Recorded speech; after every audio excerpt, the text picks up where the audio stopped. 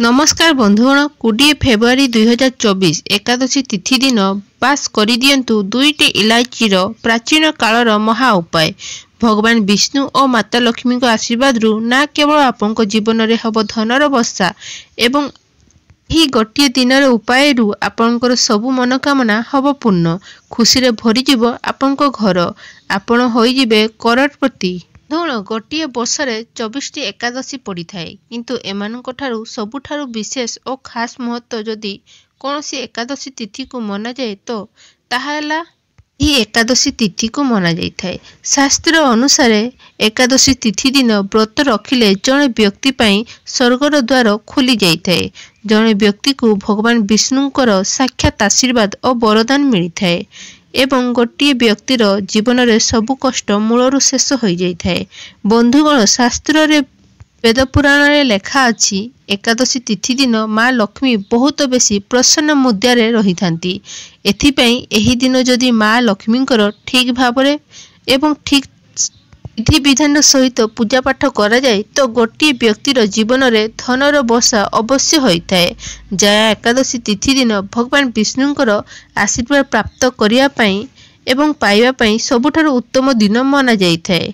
बंधुगण 20 फेब्रुआरी को पड़ुथबा एकादशी तिथि बाबद हिंदू पंचांग रे बता जाइछि कि एही एकादशी तिथि समय रे पूरा 112 वर्ष परे आसी अछि। कहीं एही दिन 24 प्रकार शुभ योग हेबाकु जाउछि।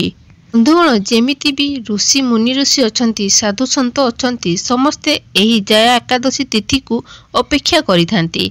कहीं बंधुगण आमर वेद पुराण रे लेखा जाइछि जे कौनसी व्यक्तिर एही एकादशी तिथि दिन ब्रह्म मुहूर्त रे जदि शोइकी उठे कौनसी पवित्र नदी रे जाई स्नान करे पूरा दिन जाक व्रत रखे तो सही व्यक्ति पई स्वर्ग द्वार खुली जाइथाए एवं सही व्यक्ति जीवन में साक्षात भगवान विष्णु और माता लक्ष्मी आशीर्वाद और वरदान एका संगरे प्राप्ति होइथाए।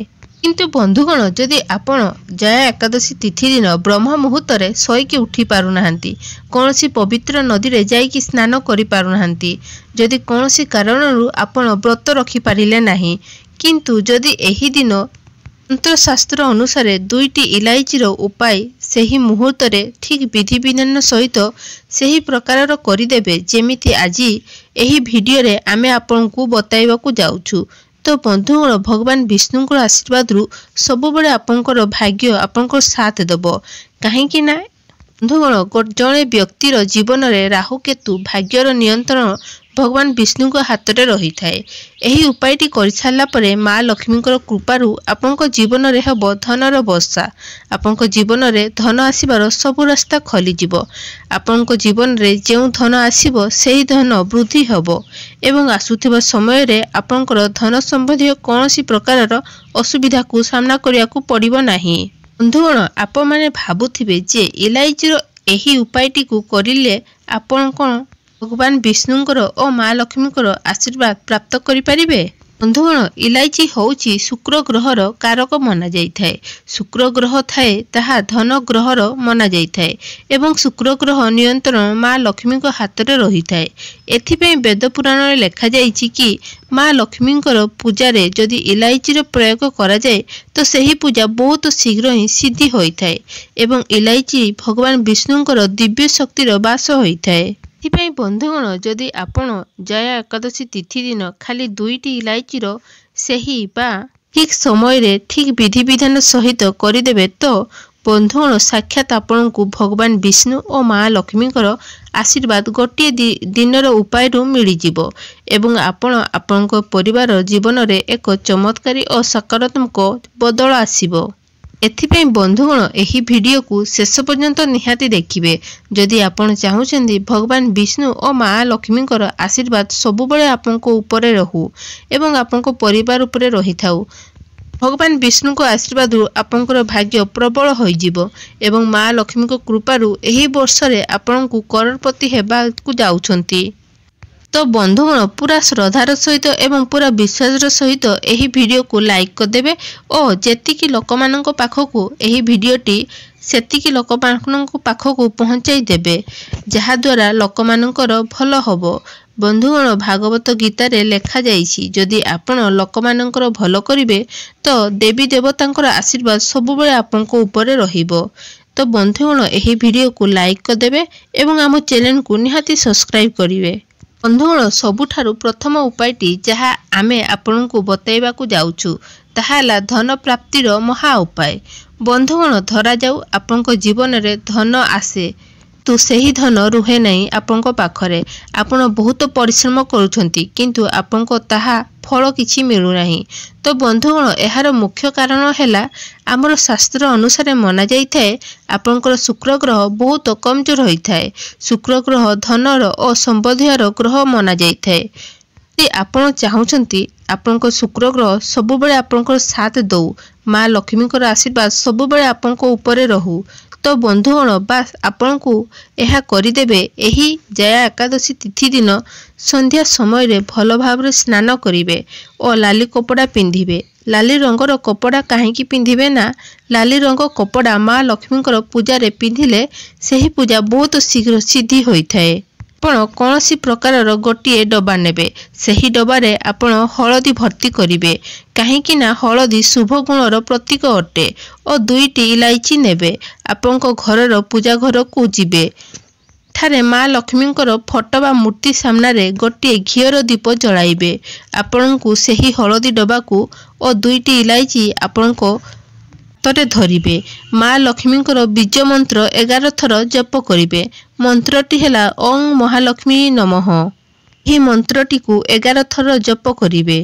बंधुगण आपण जो हलदी और इलायची दुईटी धरिथिबे यही इलायची को हलदी डबारे रखिदेबे एवं हलदी डबा को नहीं आपणकर आलमारी बा धन रखुथबा स्थान रे रखिदेबे। बास बंधुगण जदि एतिकी आपण एही एकादशी तिथि दिन करिदेबे तो आपणकर शुक्र ग्रह सबुबले आपणकर साथ देव। धन संबंधी कौनसी प्रकार निर्णय नेबे सही निर्णय रु आपनको फायदा मिलिबो एवं माँ लक्ष्मी को आशीर्वाद रु आपणकर जीवन रे धन आसीबार सबु प्रकार रास्ता खुली जिवो। बंधुगण जदि आपण एपर्यंत आम वीडियो को लाइक करना तो निहाती लाइक करदेबे। द्वितीय उपायटी हैला भाग्यर साथ पाइबार महा उपाय। बंधुगण आपण आमे प्रथम कहिचु जे कौनसी व्यक्तिर जीवन रे भाग्यर राहु केतुर जो नियंत्रण रही थाए ताहा भगवान विष्णु हाथ रे रही थाए। बंधुगण भगवत गीतार निजे भगवान विष्णु कहिसंती वृक्षरे अशस्त गछरे जया एकादशी तिथि दिन भगवान विष्णु वास करने आसीथांती। बंधुगण अशस्त गछ आमर शास्त्र रे गोटे देवतांकर गछ मना जाई थाए बा वृक्ष मना जाई थाए जार पूजा पाठ करिले गोटे व्यक्ति उपरे भगवान विष्णुकर आशीर्वाद सबुबले रही थाए। एवं एही एकादशी तिथि दिन जदि आपण एही छोट उपायटी करिदेबे जहाँ आमे आपनको बताइबु तो भगवान विष्णुकर आशीर्वाद सबुबले आपनकर भाग्य आपनकर साथ देबा आरंभ करिदेब। आपनकर नवग्रह आपनकर साथ देबे। एकादशी तिथि दिन भल भाव स्नान करिवे। आपण गोटे नटा जल नेबे एवं गोटे नटा जल रे आपण दुईटी इलायची को रखिबे। आपनको घर पाखरे थिबा जेकोन भी अशस्त गछ अछि सेठाकू जिबे। अशस्त गछ नहीं थरे नेइथिबा एक नटा जल को अशस्त गछरे ढाड़ी देबे बा अशस्त गछरे अर्पण करिवे। जल अर्पण कर सारा परे अशस्त गछ पाखरे 11 थर परिक्रमा करिवे एवं परिक्रमा करने समय रे भगवान विष्णुकर बीज मंत्र 11 थर जप करिवे। मंत्रटी हैला ओं नमो भगवते वासुदेवाय नमः। एतिकी उपाय जदि आपण एकादशी तिथि दिन करिदेबे तो भगवान विष्णुकर आशीर्वाद रु सबु बेले आपनकर भाग्य प्रबल रहिबो। आपनकर नवग्रह आपनकर साथ देबा आरंभ करिदेबे एवं आपनकर जीवन रे उन्नति करबा को केही अटकई पारिबे नाही। तृतीय उपायटी हैला भगवान विष्णु और माँ लक्ष्मी को आशीर्वाद प्राप्त करिबार महा उपाय।